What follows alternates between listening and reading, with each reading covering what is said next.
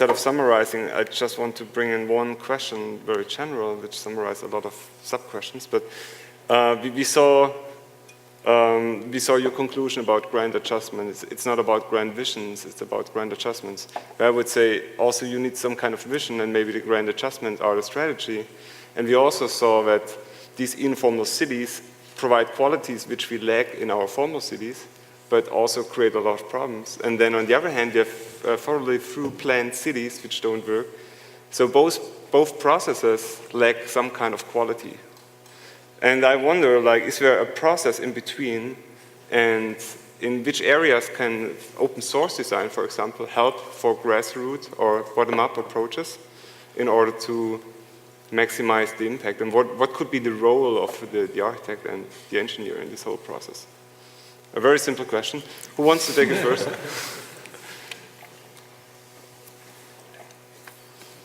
I have no choice then. No, I mean, in my own view is that, and that's why I don't use the word informal as often. I sort of use this word kinetic in an attempt, because I find the binaries that we set up, because even formal, informal, I think then we reside in one of those worlds. So, I mean, Alfredo and I have had many conversations about this. The moment you set up that armature, then you're looking for solutions or being inspired by that. And I think we're all now beginning to see how one can make those carryovers. And I think in order to blur these binaries, which is the really productive condition, technology is something we have to leverage in really innovative ways. We have to do that. We have to build new narratives, which will help us. As you rightly said, I mean, I think it's not only about adjustment, you also need the vision, but what are the new narratives that make those visions? Because otherwise, these adjustments won't mean that much, or the strategies won't mean that. So I think it's going to be a combination of all of these things. But essentially, I think we have to collectively, as professionals, as citizens, begin to blur those debates, because I think the solutions will be the hybrids, you know. I think also, like, if you look at cities that we know, for instance, like Manchester or others, they were not like planned cities, but they were also starting through a process. For a long time in Manchester, there was even no urban planning. People were just building their cities. It was, if we use the term informal, there was an informal city at that time. And a lot of people we know, they went through like iterations of design and adaptation. You know, like how many cities we know burned down, were rebuilt, maybe things were done better, maybe to worse, but they were kind of like constantly in move and constantly changing. And I think if we talk about open source or like sharing ideas, I think that is what cities are about. I mean, look at the cities that we know, like one building looks like the other. If you go to like Berlin or Paris, and actually the founder time buildings that people love to live in, they're all the same, they have all the same floor plan.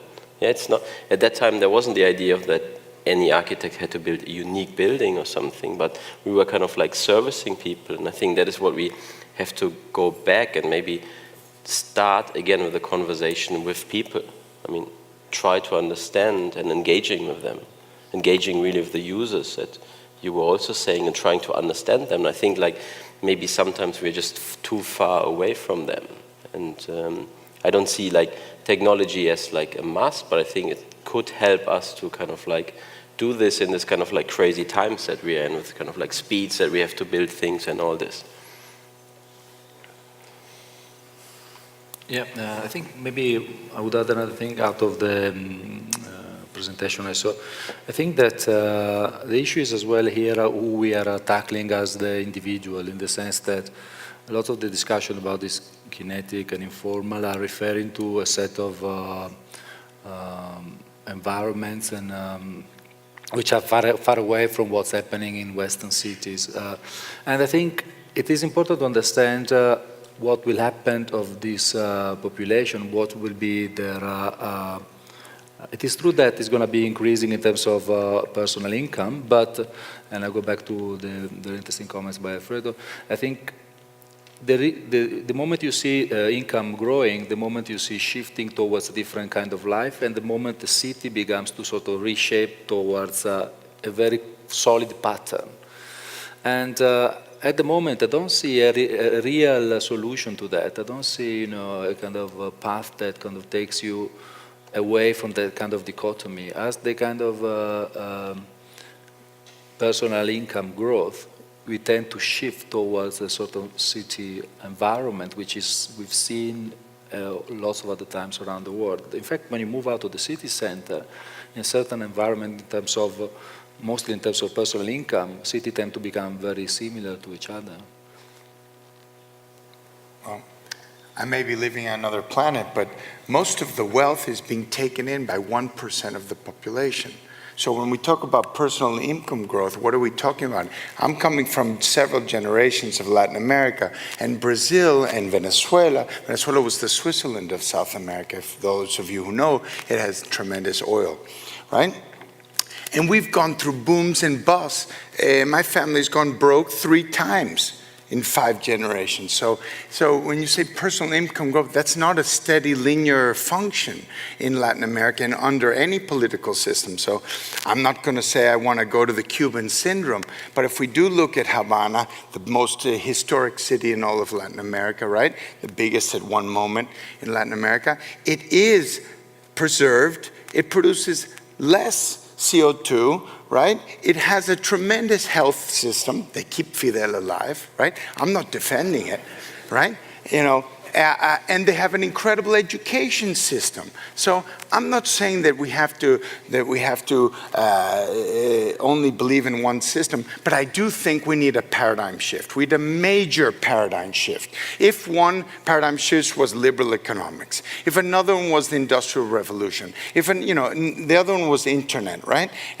Boom. We need another 21st century paradigm shift, and I believe, and I'm not one of the only ones who believes it, but I think the 21st century will be about social redistribution.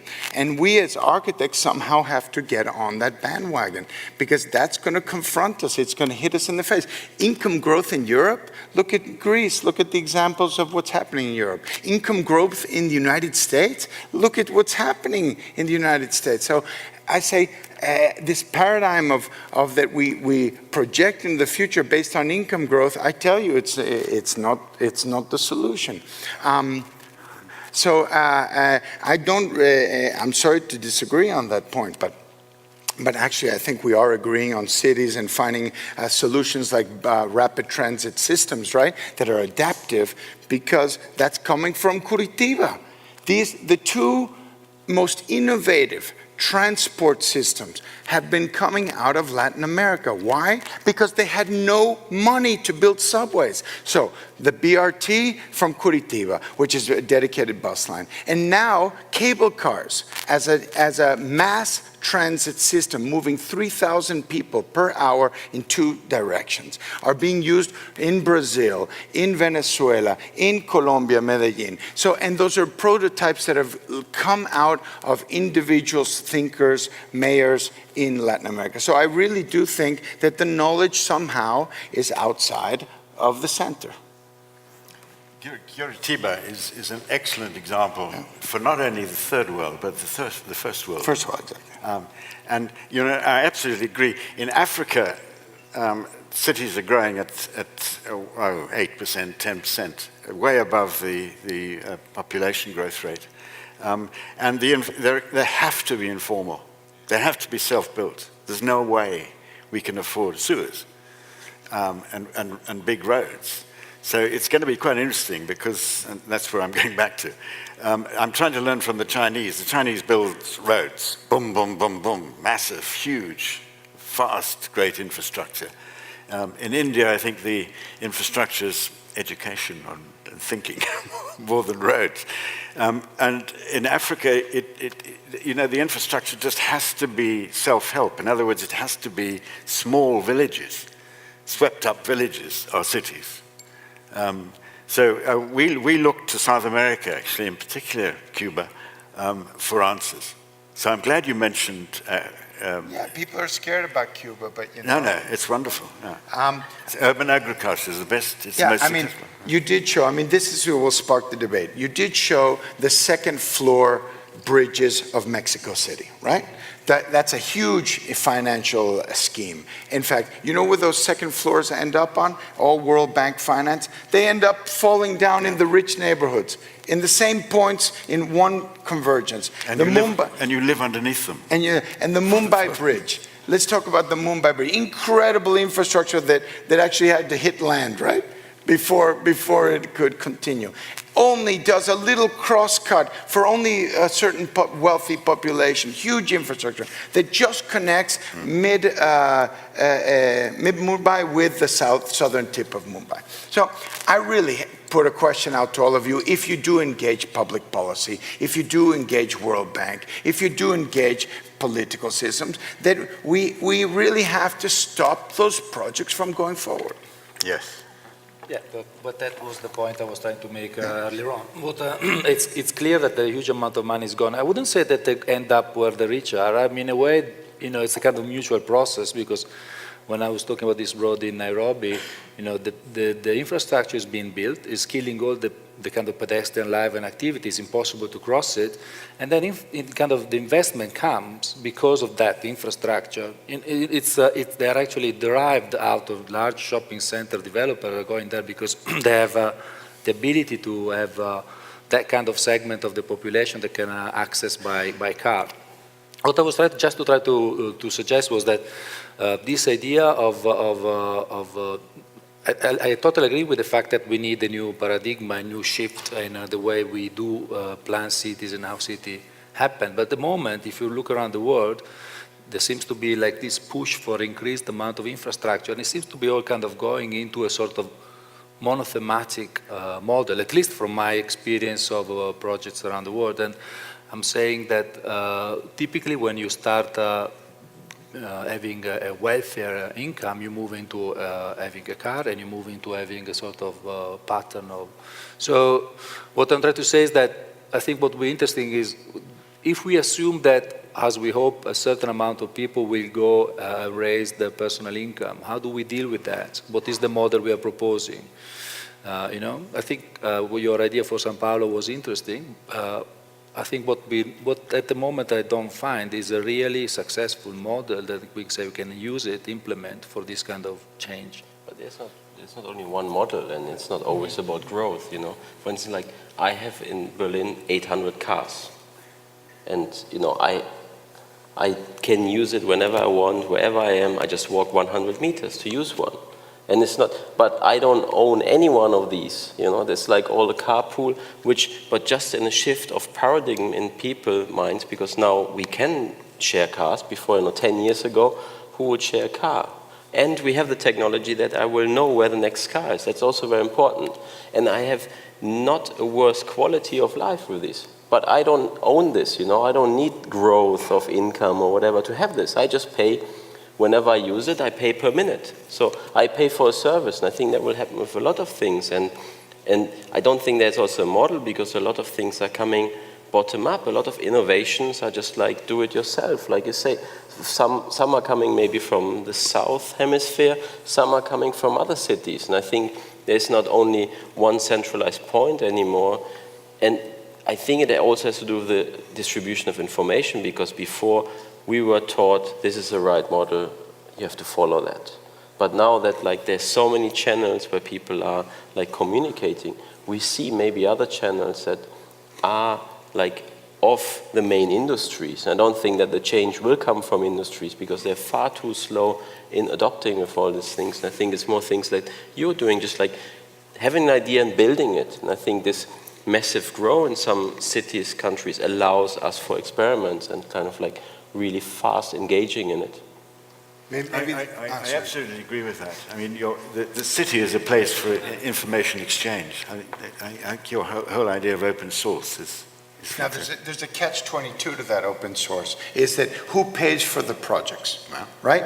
This is the catch-22 that we have to figure out.